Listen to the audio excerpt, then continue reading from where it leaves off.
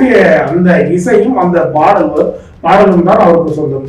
ஒவ்வொருத்தரும் ஒவ்வொரு இதற்கு உரிமை கோரும்போது இசைக்கு ஏன் உரிமை கோரக்கூடாது இளையராஜா என்பதுதான் அனைவருடைய கேள்வி. அதாவது முக்கிய கேள்வியாக இருக்கு.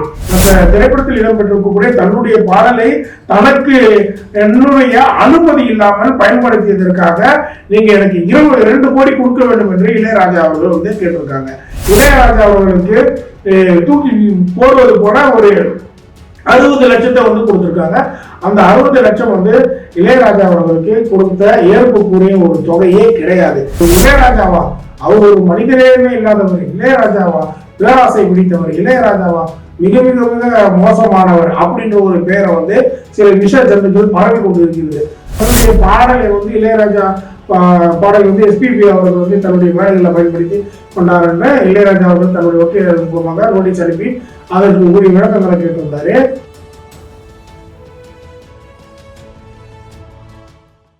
கேடகம் நேயர்களுக்கு வணக்கம். அதாவது இந்த காணொலியில இளையராஜா அவர்கள் குறித்து தான் பார்க்க போறோம். குறிப்பா இளையராஜா அவர்கள் வந்து தொடர்ந்து விமர்சனத்துக்குள்ளாக்கப்படுவதும் எதனால் அவர் வந்து விமர்சனத்துக்குள்ளாகிறார் அனைவருக்கும் தெரிந்த ஒன்றுதான். ஏன்னா அவர் இசையமைத்த அந்த திரைப்படங்களுக்கு தன்னுடைய பாடல்களுக்கு அவர் வந்து உரிமை கோருவது வழக்கமான ஒன்று. அந்த அவர் இசையமைத்த திரைப்படத்துல இடம்பெறக்கூடிய அந்த பாடல் புதிதாக எடுக்கக்கூடிய திரைப்படங்கள்ல இடம்பெற்றிருந்தா உடனடியாக வக்கீல் நோட்டீஸ் அனுப்பிடுவாரு. வக்கீல் நோட்டீஸ் அனுப்பி அந்த பாடலுக்கான உரிமை தனக்கு தான் சொந்தம் என்று நீதிமன்றத்தை நாடக்கூடியவர்தான் இசையமைப்பாளர் இளையராஜா அவர்கள். இப்போ இளையராஜா அவர்களை பொறுத்தவரையில அதை ஏன் கேட்கக்கூடாது அப்படின்ற ஒரு கேள்வி வந்து முன்வைக்க தோணுது. ஏன்னா இப்போ வந்து ஒரு சின்ன ஒரு படம் எடுத்தாலும் சரி, அந்த திரைப்படத்துடைய உரிமை அந்த கதையாசிரியருக்கு தான் சொந்தம், அந்த இயக்குனருக்கு தான் சொந்தம் அப்படின்னு பலரும் வந்து உரிமை கோர்ற நிலையில தான் இசையமைத்த திரைப்படத்தில் இடம்பெறக்கூடிய அந்த இசைக்கும் அந்த பாடலுக்கும் ஏன் இளையராஜா அவர்கள் வந்து உரிமை கோரக்கூடாது? ஏன்னா அந்த திரைப்படமே வந்து மிகப்பெரிய அளவுல போய் மக்களிடையே ஒரு வரவேற்பு பெறுதுன்னா அதற்கு முக்கிய காரணமாக இளையராஜா அவருடைய இசை அமைஞ்சிருக்கு, அவருடைய பாடல்கள் அமைஞ்சிருக்கு. அப்படிதான் சமீபத்தில் வெளியான சூரிய நடிப்பில் வெளியான அந்த விடுதலை திரைப்படத்தை கூட நம்ம பார்க்கலாம். அந்த திரைப்படத்தில் இடம்பெற்ற ஒரு பாடல் அந்த படத்துக்கே ஒரு மிகப்பெரிய ஒரு பலமாக அமைந்திருந்ததுன்னு தான் சொல்லணும். சூரிய அவர்களை வேற டைமென்ஷன்ல அந்த படமும் அந்த பாடலும் காட்டியதுன்னு தான் சொல்லணும். ஏன்னா அது வந்து இளையராஜா அவர்களுடைய அந்த இசையால மட்டும்தான் அது சாத்தியமானது. இல்லை என்றால் அந்த படமுடைய அந்த தன்மையும் மாறி இருக்கும், அந்த பாடல் அந்த இடத்துல இடம்பெறலைன்னா அது வேற மாதிரி மாறி இருக்கும். அந்த படத்துக்கு அந்த அளவுக்கு பெரிய அளவுல வரவேற்பு கிடைச்சிருக்குமா என்பதே சந்தேகமான ஒன்றாதான் மாறி. ஏன்னா வெற்றிமாறன் திரைப்படத்துல பல திரைப்படங்கள் வந்து பெரிய அளவுல வரவேற்பு பெற்றிருந்தாலும் வெற்றிமாறன் அவர்களே நம்பி நாடியவர் தான் இளையராஜா. இளையராஜா அவர்கள் தான் இந்த பாடலுக்கு இசையமைக்க வேண்டும், அவர் இந்த பாடலுக்கு இசையமைத்தால் மட்டும்தான் இந்த பாடல் வந்து மிகப்பெரிய அளவுல ஒரு பெரிய வரவேற்பு பெறும் என்பது வெற்றிமாறன் அவர்களே நம்புகிறார். அப்படி இருக்கும்போது வரி நெடுக காட்டு மல்லி என்ற அந்த பாடல் பட்டி தொட்டி எங்கும் இன்று வரை ஒலித்து கொண்டிருக்கிறது. அந்த பாடல் எங்க போனாலும் எந்த இடத்துல போட்டாலும் மக்கள் வந்து ரசித்து கேட்டு கொண்டிருக்கிறார்கள் என்றால் அதற்கு முக்கிய காரணமே இளையராஜா அவர்கள் ஒருவர் மட்டும்தான் காரணம். ஏன்னா அவருடைய அந்த இசையும் அந்த பாடலும் தான் அவருக்கு சொந்தம். ஒவ்வொருத்தரும் ஒவ்வொரு இதற்கு உரிமை கோரும்போது இசைக்கு ஏன் உரிமை கோரக்கூடாது இளையராஜா என்பதுதான் அனைவருடைய கேள்வி. அதாவது முக்கிய கேள்வியாக இருக்கு.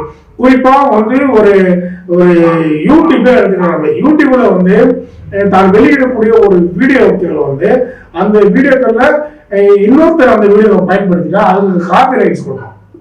ஏன்னா என்னோட வீடியோவை அவங்க பயன்படுத்தியிருக்காங்கன்னு சொல்லி காப்பிரைட்ஸ் கொடுக்கக்கூடிய இடத்துல இவ்வளவு பெரிய அளவுல ஒரு புகழ்பெற்ற ஒரு திரைப்படங்களுக்கு காரணமாக இருக்கக்கூடிய இளையராஜா அவர்கள் ஏன் வந்து தன்னுடைய திரைப்படங்கள்ல தான் இசையமைத்த அந்த பாடல்களுக்கு உரிமை கூறுவது தவறு என்பதுதான் பலருடைய கேள்விகளுக்கு நம்ம கேட்கக்கூடிய இன்னொரு கேள்வியாகவும் இருக்கு.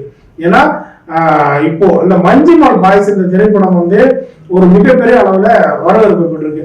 அதாவது 20 கோடியில எடுக்கப்பட்ட அந்த மஞ்சுமால் பாய்ஸ் திரைப்படம் வந்து பட்டி தொட்டி எங்கும் மிக பெரிய அளவுல புகழ்பெற்று ஒரு பெரிய வரவேற்புக்கு இன்னைக்கு மாறி இருக்குன்னா அதுக்கு முக்கிய காரணமாக இளையராஜா அவர்கள் தான் இருக்காரு. 20 கோடியில எடுக்கப்பட்ட அந்த திரைப்படம் 120 கோடிக்கு மேலாக வசூல் செஞ்சு சாதனை படைச்சிருக்கு. அதுக்கு எல்லாம் முக்கிய காரணம் அந்த குணா திரைப்படத்தில் இடைப்பெற்ற அந்த ஒரு பாடல், கண்மணி அன்போடு காதலன் நான் எழுதும் மடல். அந்த ஒரு பாடல் ஒரு மிகப்பெரிய அளவுல ரசிகர்களிடையே அந்த திரைப்படத்தை கொண்டு போய் சேர்க்குவதற்கு ஒரு மிகப்பெரிய ஒரு ஊந்துகோலாக ஒரு பலனாக அமைஞ்சிருக்குன்னு தான் பார்க்கணும். அப்படி இருக்கும்போது இளையராஜா அவர்களை இசையமைத்த அந்த பாடல் அந்த கிளைமாக்ஸ்ல கூட மஞ்சுமல் பாய்ஸ் அந்த திரைப்படத்தின் கிளைமாக்ஸ்ல கூட போட்டிருப்பாங்க. அதை நம்ம பார்க்கலாம். அப்படி பார்க்கும்போது அந்த பாடல் வரிகள் அந்த படத்திற்கு ஒரு என்ன சொல்றோம், அந்த படத்துக்கு ஒரு உயிரோட்டமாகவே மாறி இருந்தது. அப்படி இருக்கும்போது 20 கோடி செலவிட்டு 120 கோடி வசூல் செய்த இந்த மஞ்சுமல் பாய்ஸ் படக்குழு ஏன் இளையராஜா அவர்கள் வைத்திருக்கக்கூடிய அந்த கோரிக்கையான அந்த திரைப்படத்தில் இடம்பெற்றிருக்கக்கூடிய தன்னுடைய பாடலை தனக்கு என்னுடைய அனுமதி இல்லாமல் பயன்படுத்தியதற்காக நீங்க எனக்கு 2 கோடி கொடுக்க வேண்டும் என்று இளையராஜா அவர்கள் கேட்டிருக்காங்க. இது ஏன் அந்த பட நிறுவனம் கொடுக்க கூடாது என்பதுதான் கேள்வி. ஏன்னா 20 கோடி தான் நீங்க அந்த படத்துக்கு செலவிட்டது, ஆனா 120 கோடி நீங்க வசூல் பண்ணிருக்கீங்க. இதுக்கெல்லாம் முக்கிய காரணமாக இளையராஜா அவருடைய அந்த பாடல் தான் அவருடைய இசையும் தான் அந்த இடத்துல நிக்குது.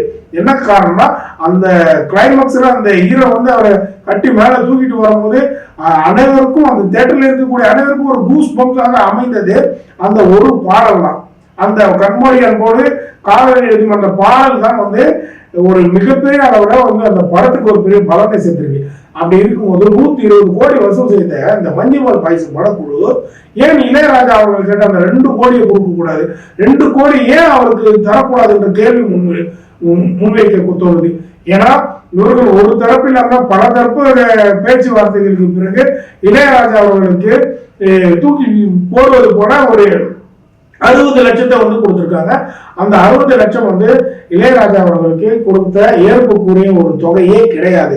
ஏன்னா ஒரு மிகப்பெரிய அளவுல வரவேற்பு பெற்ற ஒரு திரைப்படம், அதற்கு காரணமாக அமைந்த இளையராஜா இசைக்கு அதிகப்படியாக அவர் கேட்கக்கூடிய குறைந்தபட்சமான ஒரு தொகை 2 கோடி. ஏன்னா 120 கோடி எங்க இருக்கு, 2 கோடி எங்க இருக்கு. 120 கோடியில நம்ம 1% போட்டா கூட இவ்வளவு வரும்னு பார்த்துக்கோங்க.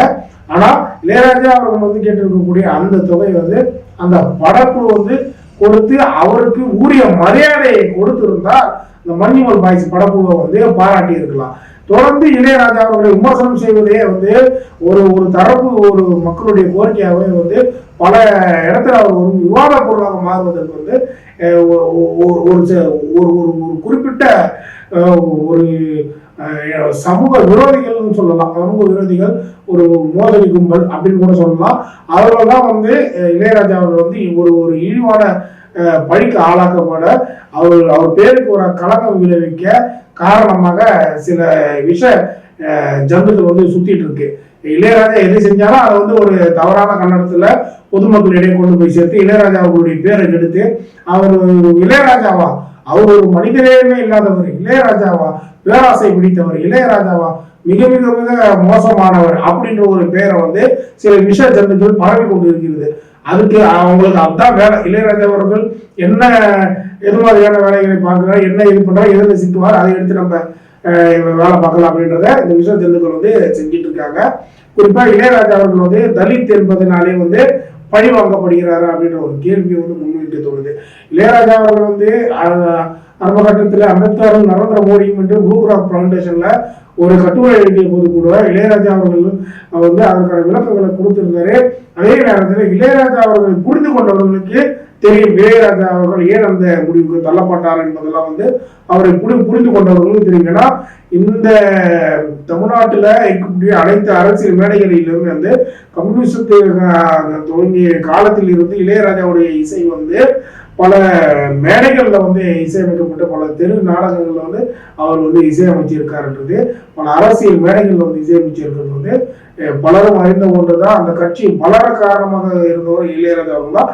அப்படி இருக்கக்கூடிய ஒரு இளையராஜா அவர்களுக்கு ஒரு தகுந்த மதிப்பு இது வரைக்கும் அவர் தரவில்லையே இந்த தமிழ்நாடு இந்த அரசு அப்படின்ற ஒரு கோபமும் இளையராஜா அவர்களுடைய மனசுல ஆழமா பதிஞ்சதின் காரணமாக கூட அவர் வந்து மத்தியில் ஆளக்கூடிய இந்த பாஜக அரசு கொடுத்த அந்த எம்பி அவர் அந்த அந்த மத்திய எம்பி பதவி கூட அவருக்கு வந்து ஒரு பலனாக அவர் இது ஒரு அங்கீகாரமாகவே அவர் எடுத்துக்கொள்ளக்கூடியதாக நம்ம பார்க்கலாம்.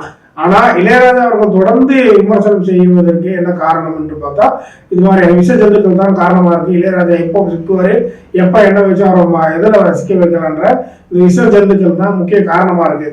குறிப்பா வந்து எஸ்பிபி அவர்கள் வந்து இளையராஜா அவர்களுக்கு ஒரு மிகப்பெரிய ஒரு பிரச்சனைக்கு ஆரம்ப கட்டத்தில் இருந்தது. அதன் பிறகு இருவரும் மிக நெருங்கிய நண்பர்கள் இருந்த போதிலும் தன்னுடைய பாடலை வந்து இளையராஜா பாடல் வந்து எஸ்பிபி அவர்கள் வந்து தன்னுடைய மேடைகளில் பயன்படுத்தி கொண்டார் என்ற இளையராஜா அவர்கள் தன்னுடைய வக்கீலர் மூலமாக நோட்டீஸ் அனுப்பி அதற்கு உரிய விளக்கங்களை கேட்டிருந்தாரு. அதற்கு உரிய இழப்பிடம் வந்து தர வேண்டும்னு எஸ்பிபி அவர்களோட அப்ப ஆரம்பத்தில் கேட்டிருந்தாங்க. ஆனா அதுக்கும் முக்கிய காரணம் இருக்குல்ல. ஏன்னா இளையராஜாவுடைய அனுமதி இல்லாம நீங்க பயன்படுத்தும் போது அவருக்கு அந்த அதுக்கான இழப்பீடு கொடுத்து தானே ஆகணும்ன்ற கேள்வி இருக்குல்ல. அப்படிதான் நான் பார்க்கணும். ஏன்னா நம்ம எந்த ஒரு இசைக்கு செய்தாலும் அதற்கான உரிமையை நம்ம பெறும்போது இளையராஜா இசையமைத்த திரைப்படத்துக்கு அதனோட உரிமை அவருக்கு தான் சொந்தம். அதற்கான அக்ரிமெண்ட் அவர் வந்து போட்டிருக்காங்க. ஆரம்பத்துல ஒவ்வொரு திரைப்படத்திலையும் எடுக்கும் போது அந்த திரைப்படத்துல இசையமைப்பாளர் இளையராஜா அப்படித்தானே கொடுக்குறீங்க. ஏன் வெறும் பாடல் இயக்குனர் தயாரிப்பாளர் மட்டுமா கொடுக்குறாங்க? இசையமைப்பாளர் இளையராஜா, இந்த பாடல் பாடியவர் இளையராஜா தான் கொடுக்குறீங்க. இந்த பாடல் இளையராஜா அப்படின்றது இந்த பாடல்ல இடம்பெற்றவங்க பாடகர்கள் பேர் இதெல்லாம் இடம்பெற்ற இதெல்லாம் போடும்போது காரணம் அந்த பாடலை பாடியவருக்கு உரியதாகவும் அந்த இசையமைப்பாளருக்கு உரியதாகவும் தான் பார்க்கப்படுது. அப்படிதான் வந்து அதை எடுத்துக்கணும். இளையராஜா வந்து ஒரு தலித் சமுதாயத்தை சார்ந்தவர் என்பதனால ஏதாவது ஒரு விஷயம் கிடைச்சது அதை வச்சு நம்ம ஒரு ட்ரோல் பண்ணலாமா, அதை வச்சு அவர் விமர்சிக்கலாமா, அதை வச்சு அவர் பேருக்கு ஒரு கவனமா விளைவிக்கலாமா அப்படின்ற ஒரு கேள்விகட்ட கண்ணோட்டத்தோட பல விஷயங்கள் சுத்தி கொண்டிருக்கு. அதுக்கெல்லாம் வந்து இளையராஜா சலித்தவர் கிடையாது. யாருக்குமே எந்த ஒரு பதிலும் அவர் தெரிவிக்கல. அவர் பாட்டில் அவர் கடந்து அவருடைய காலத்தை அழகாக சூப்பரா போயிட்டே இருக்காரு. அடுத்தடுத்த திரைப்படங்களை இசையமைத்து போயிட்டு இருக்காரு. அதுக்கு ஒரு விளக்கங்களை கொடுத்திருந்தாரு.